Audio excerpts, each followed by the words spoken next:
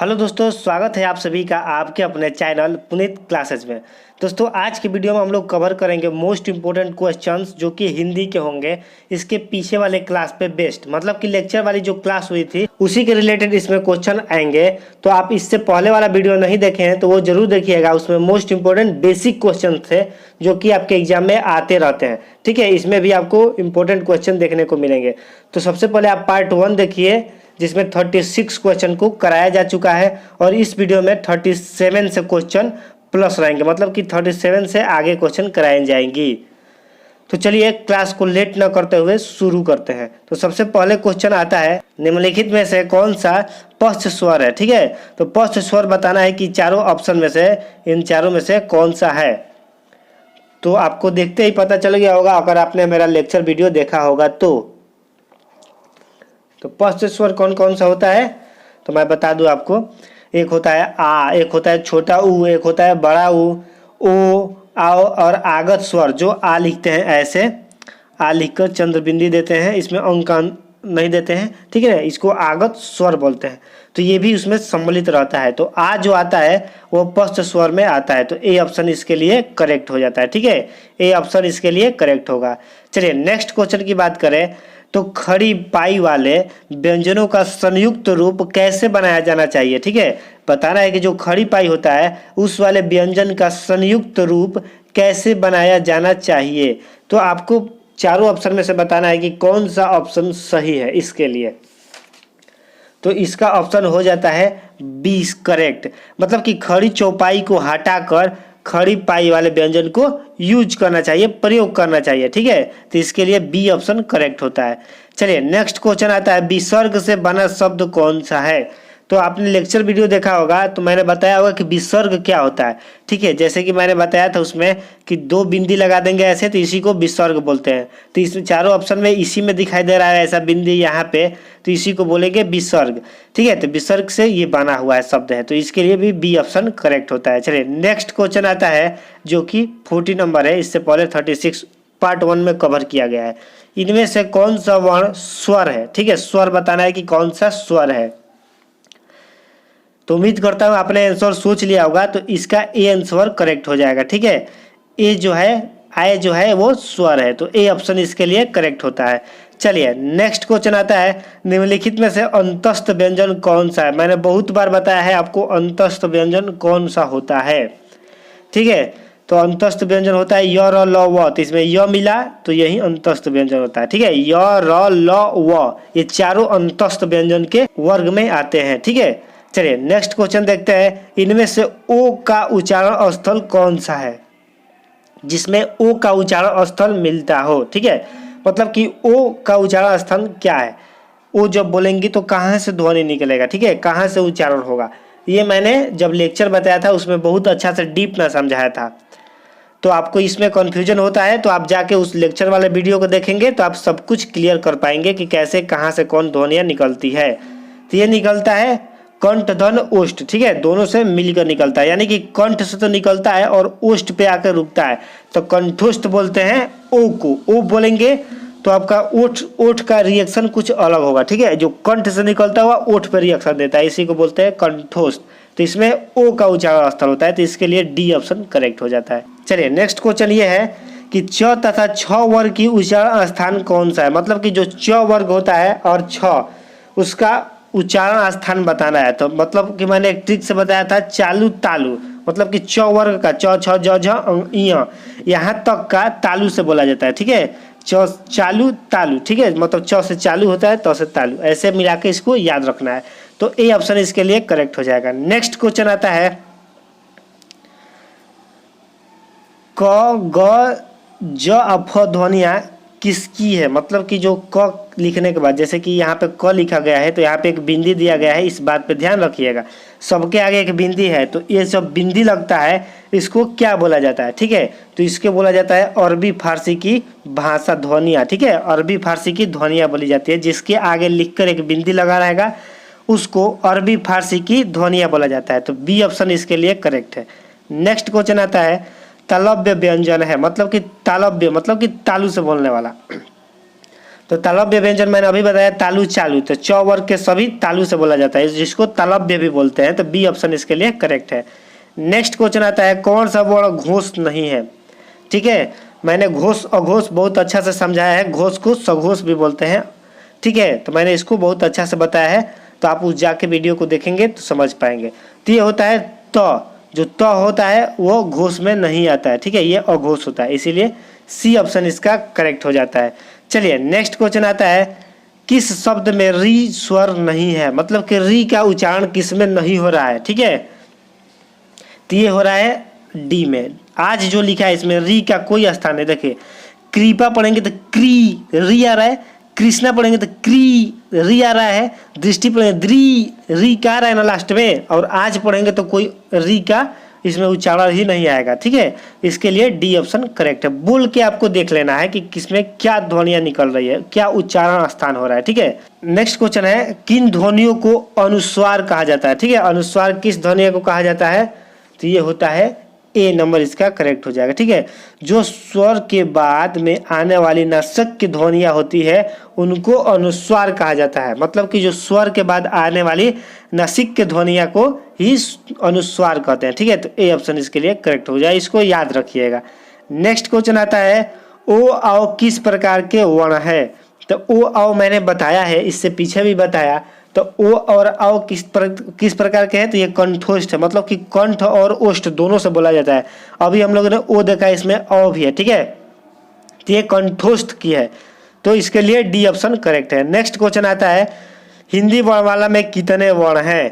तो ये मैंने बहुत बार बता दिया आपको कि हिंदी वर्णमाला में 52 वर्ण होते हैं, तो बी ऑप्शन इसके लिए करेक्ट हो जाता है। चलिए नेक्स्ट क्वेश्चन आता है, अब आप पूछेंगे पहले ये भी बता दें कि कौन कौन कैसे होता है। ठीक है, तो मैंने बताया था कि 41 होता है जो व्यंजन होता है और 11 स्वर होता है, तो दोनों को ऐड करेंगे तो 52 हो जाएगा जो वर्ण होता है। ठीक है, चलिए नेक्स्ट क्वेश्चन आता है 51 स्वर ध्वनिया के प्रकार है। ठीक है, तो स्वर ध्वनिया किस प्रकार की होती है ये आपको बताना है। तो स्वर ध्वनि आपको पता ही है कि तीनों प्रकार की हो सकती हैं। ठीक है, मतलब कि दीर्घ भी होती है, प्लुत भी होती है और हास्व भी होता है, तो तीनों प्रकार होता है स्वर ध्वनिया की, तो इसके लिए डी ऑप्शन करेक्ट होता है। नेक्स्ट है आधुनिक व्याकरण की दृष्टि से ब, इसको आधा ब बोलते हैं, नीचे हलंत लगा रहता है तो आधा ब पढ़ते हैं। वर्ण का विशिष्ट है। ठीक है ना, वैशिष्ट बताना है कि जो व है उस वर्ण का वैशिष्ट क्या है, तो इसका आंसर हो जाएगा बी, क्योंकि द्योष्ट भी होता है, स्पर्श भी बोलता है इसको, और अल्प विराम अल्प प्राण होता है, साथ साथ में घोष यानी सघोष भी होता है और निरुनासिक भी होता है। ठीक है, निर्नुनासिक भी होता है आधा ब, तो इतना चीज ये होता है, आप इसको याद रखिएगा। ठीक है, जब ज्यादा डीप में क्वेश्चन पूछना होगा इस टॉपिक से तो ऐसे ही क्वेश्चन पूछा जाता है। चलिए देखते हैं कि कहाँ पूछा गया था। देखिए यूपी पीजीटी हिंदी एग्जाम 2000 में पूछा गया था। ठीक है, चलिए नेक्स्ट क्वेश्चन है निम्न में अर्ध स्वर कहलाता है, तो बताना है आपको अर्ध स्वर कौन कहलाता है। ठीक है, तो अर्ध स्वर हो जाता है यहाँ पे य।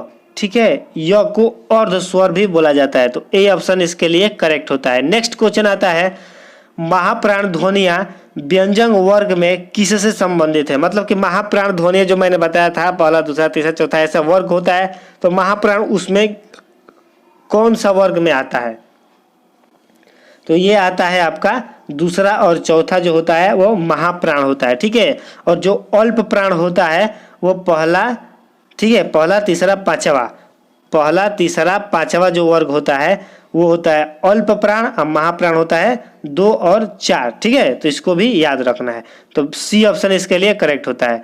नेक्स्ट क्वेश्चन आता है जो कि 55 है, भाषा की सार्थक लघुत्तम इकाई है, मतलब कि बताना है कि भाषा की सबसे छोटी इकाई। ठीक है, ऐसे शॉर्ट फॉर्म में इसको बोलेंगे, तो ये आपको पता होना चाहिए कि भाषा की सार्थक लघुत्तम इकाई कौन सी है, तो ये होता है ध्वनि। ठीक है, सबसे लघुत्तम सार्थक इकाई क्या होती है, तो ध्वनि होता है। ठीक है, चलिए नेक्स्ट है इनमें से कौन सा व्यंजन अल्प प्राण है। ठीक है, तो अल्प प्राण बताना है, जैसे कि मैंने अभी बताया कि अल्प प्राण 1 नंबर 3 नंबर और 5 नंबर होता है। तो देखिए 1 नंबर क्या होता है मैंने बहुत अच्छा से बताया है।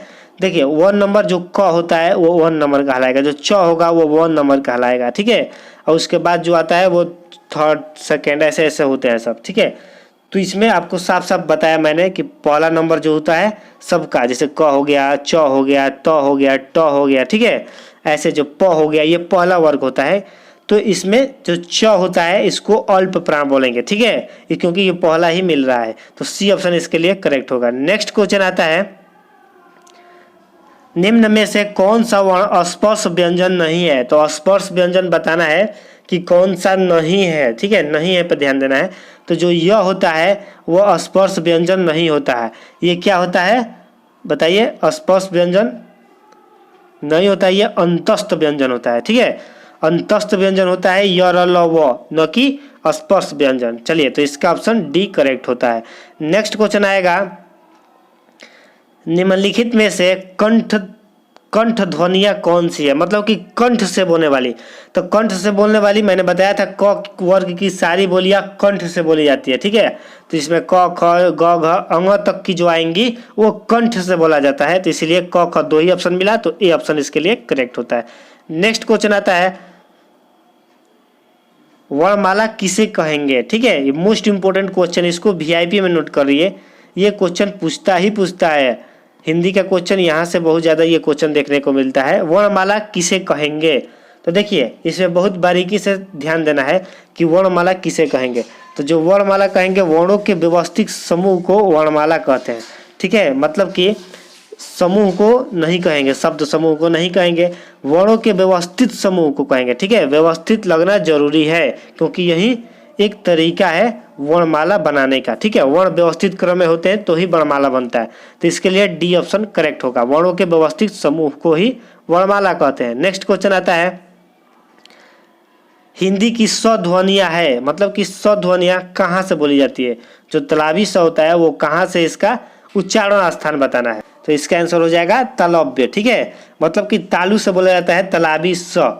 जो च वर्ग होता है वो सब, और तालव्य स भी तालु से ही बोला जाता है, ठीक है। तो इसका हो जाएगा तालव्य, बी ऑप्शन इसका करेक्ट है। नेक्स्ट क्वेश्चन आता है, कौन वर्ण ओष्ठ नहीं है, मतलब कि किसको ओठ से नहीं बोला जाता है। मतलब कि म बोलेंगे तो ओठ चिपकेगा, ब बोलेंगे तभी भी चिपकेगा, उ बोलेंगे तो ओठ पे रिएक्शन आपको देखने को मिलेगा, लेकिन आ बोलेंगे तो आपका दोनों ओठ नहीं टच करेगा। इसीलिए ये ऑप्शन करेक्ट होता है कि यही नहीं है ओष्ठ ध्वनियां। तो डी ऑप्शन इसके लिए करेक्ट होता है। नेक्स्ट क्वेश्चन आता है, अल्प प्राण ध्वनियों का समूह कौन सा है।